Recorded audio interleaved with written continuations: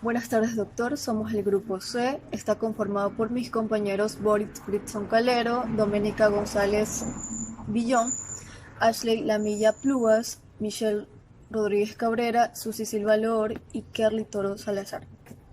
A continuación, nuestro tema a exponer es acerca de los halogenuros de alquilo. Yo les voy a dar una pequeña introducción sobre los halogenuros de alquilo.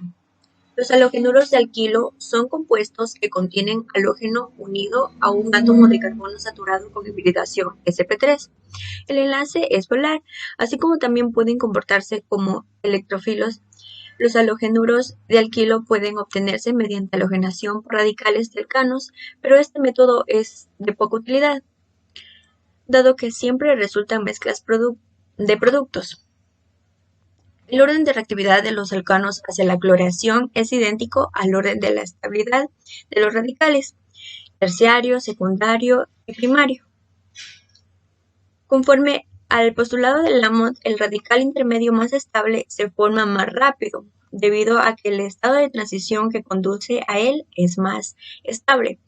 Un dato interesante es que todos los halogenuros de alquilo son insolubles en agua. La estructura. Su estructura es geométrica, es aproximadamente al tetraedro con ángulos de enlace cercanos a 190 grados, aumentando su momento dipolar dependiendo la diferencia de electronegatividad del halógeno enlazado. Estos reaccionan con un gran número de reactivos nucleófilos, tanto orgánicos como inorgánicos, y así producen un gran número de compuestos orgánicos. También reaccionan con soluciones acuosas de hidróxido de sodio o de potasio, y así dan como resultado los correspondientes alcoholes. Buen día, doctor. Mi nombre es Kerly Toro y voy a hablarle acerca de la definición, la estructura y las propiedades de los halogenuros de alquilo. Los halogenuros de alquilo o haloalcanos son compuestos orgánicos en los cuales un átomo de carbono con hibridación sp3 se enlaza covalentemente a un halógeno, puede ser el flúor, cloro, bromo, yodo. Se los puede definir también como alcanos a los que se les ha sustituido átomos de hidrógeno por átomos de halógenos, como tenemos en el siguiente ejemplo, que podemos observar una cadena de alcanos que tiene un sustituyente de un bromo. Las moléculas de los halógenos de alquilo son polares, ya que los átomos de halógenos son más electronegativos que los de carbono. Asimismo, tal como su nombre lo indica, los átomos de halógeno deben estar enlazados a grupos alquílicos, R, para considerárseles de este tipo de halogenuro, aunque estructuralmente pueden estar sustituidos o ramificados y tener anillos aromáticos y aún así continuar siendo un halogenuro de alquilo.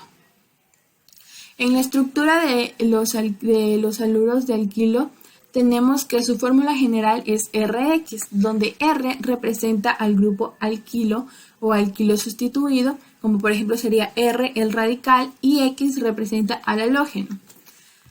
La característica principal de la estructura de los halógenos es el átomo de halogenuro X, y las reacciones características de un halogenuro de alquilo son las que tienen lugar en el halógeno. Estos se clasifican de acuerdo a la naturaleza del átomo de carbono enlazado al halógeno. Las clases son halogenuro primario, halogenuro secundario y halogenuro terciario. Las propiedades de los halogenuros de alquilo. Las propiedades de estos compuestos dependen de sus estructuras moleculares, pero al compararlas con las de sus alcanos procedentes se observa que notables diferencias son causadas por el simple hecho de haber enlaces carbono X, donde X representa al átomo de carbono, ¿no? Es decir, los enlaces carbono X son quienes aportan la diferencia o semejanza entre uno o más halogenuros de alquilo. Los enlaces carbono-hidrógeno son más casi apolares, dada que la poca diferencia de la electronegatividad entre el carbono y el hidrógeno. En cambio, los enlaces carbono X presentan un momento dipolar permanente debido a que los halógenos son más electronegativos que el carbono, como es en especial el flúor. Por otro lado, algunos halógenos son livianos, como el flúor y el cloro, mientras que otros son pesados, como el bromo y el yodo. Sus masas atómicas también moldean diferencia dentro de los enlaces carbono X y a su vez directamente las propiedades del halogenuro. Por tanto, adicionar un halógeno a un hidrocarburo es igual a incrementar su polaridad y su masa molecular. Es igual que volverlo menos volátil hasta cierto punto, menos inflamable y aumentar sus puntos de ebullición o fusión. Tenemos los puntos de fusión y ebullición.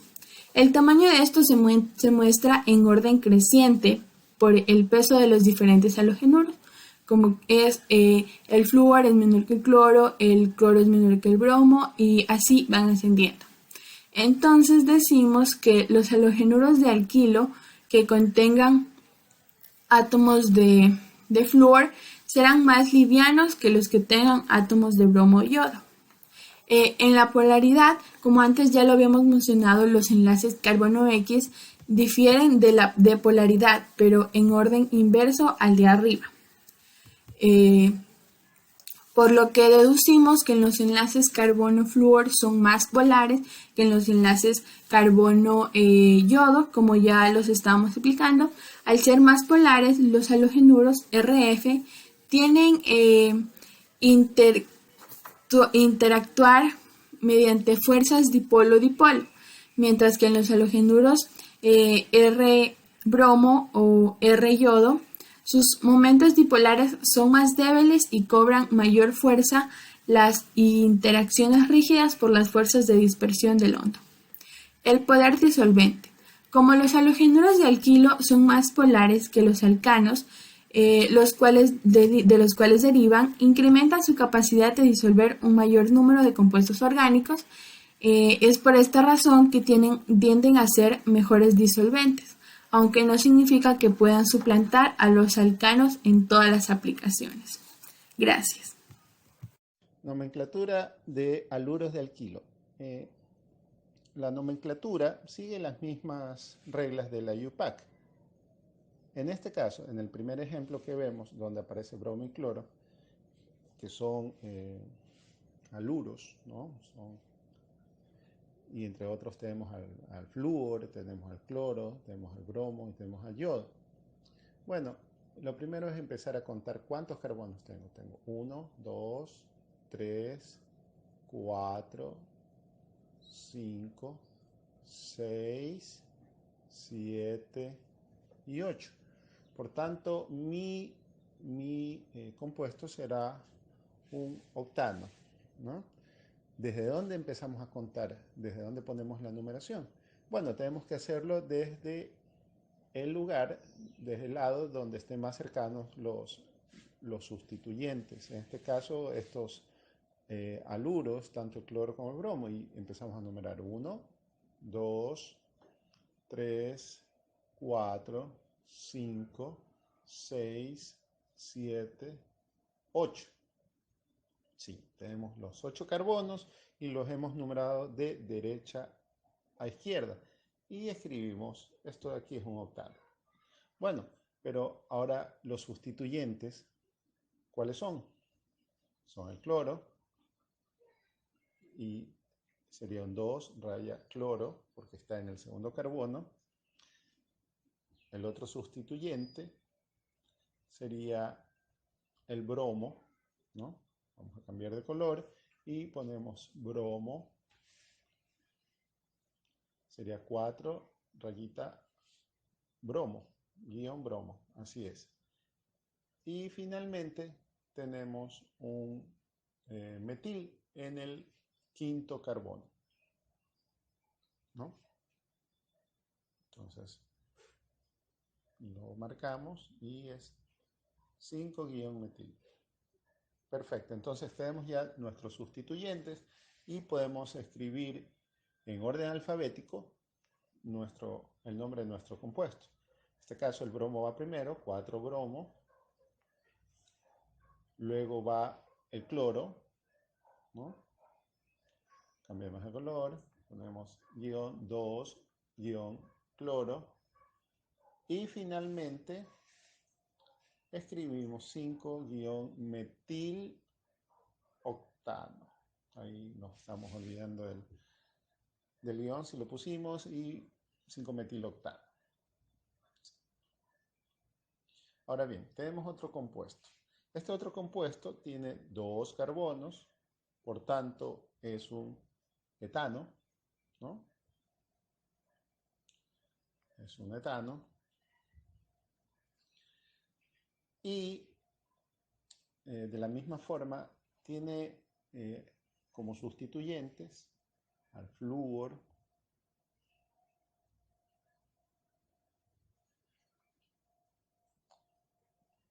tenemos 3 flúor que están ligados al primer carbono, los marcamos. Tenemos también cloro,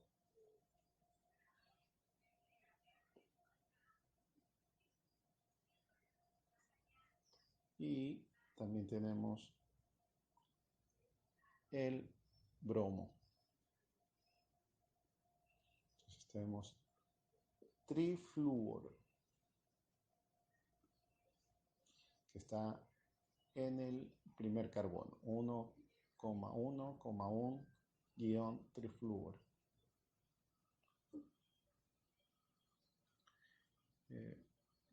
Luego tenemos el bromo, que está en el segundo carbón, sería 2-bromo. Y finalmente el cloro, que también está en el segundo carbón, 2-cloro. Bien, entonces tenemos todos nuestros sustituyentes y sabemos que es un etano. Entonces lo ponemos en orden alfabético. Hay que recordar que no tomamos en cuenta el tri ni el di, sino en este caso el nombre del flúor. Pero primero va el bromo. Entonces tenemos 2-bromo, 2-1,1,1-trifluoroetano.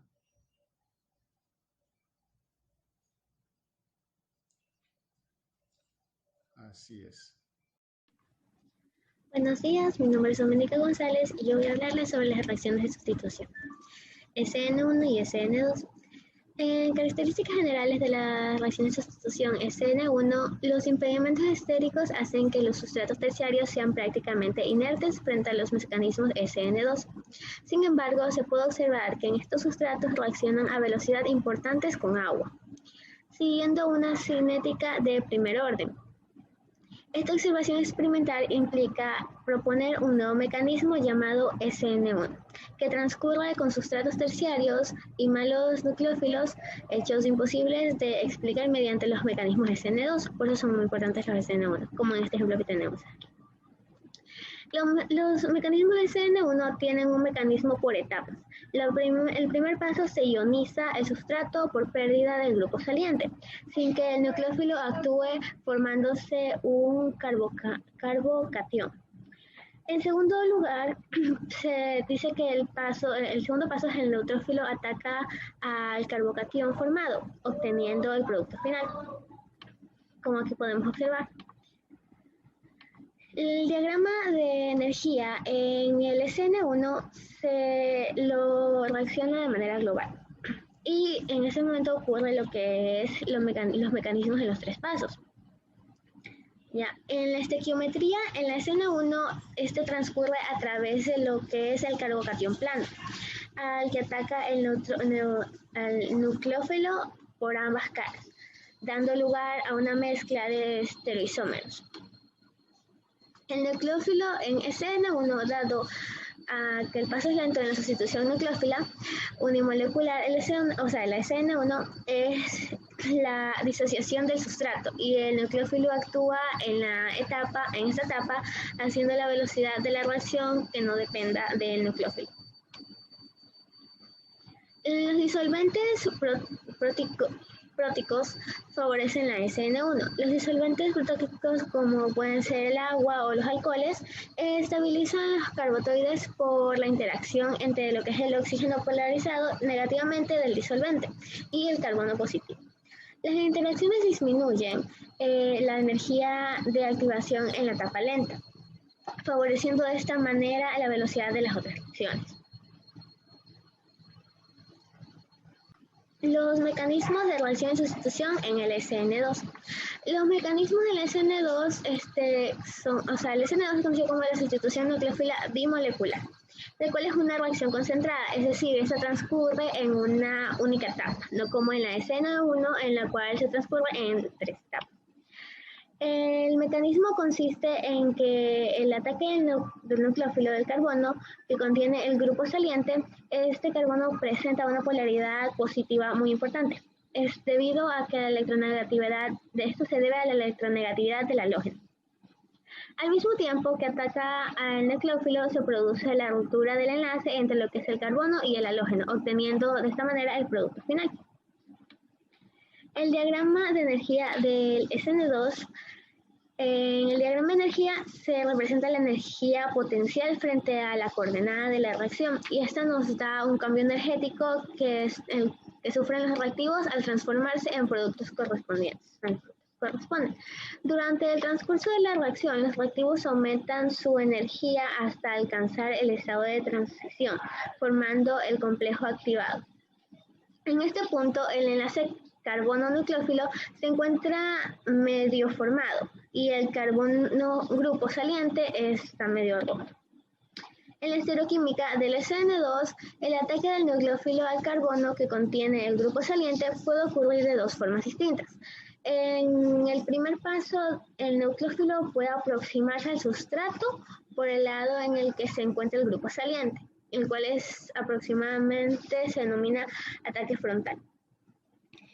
En ella, el nucleófilo ocupa el lugar del grupo saliente, produciendo retención de la configuración, como se puede observar en la siguiente imagen. El nucleófilo de la SN2 se da a base de Lewis, con bases de Lewis que atacan un carbono desplazándose al grupo saliente. Es frecuente encontrar nucleófilos iónicos, pero también existen numerosos ejemplos de nucleófilos neutros. Las características generales de todo nucleófilo es la presencia de pares solitarios entre los átomos que los atacan. Gracias. Mi nombre es Ashley Ariana Lamilla Pluas y voy a hablar sobre reacciones de eliminación E1. Las eliminaciones unimoleculares E1 compiten con la sustitución nucleófila unimolecular SN1, formando alquenos.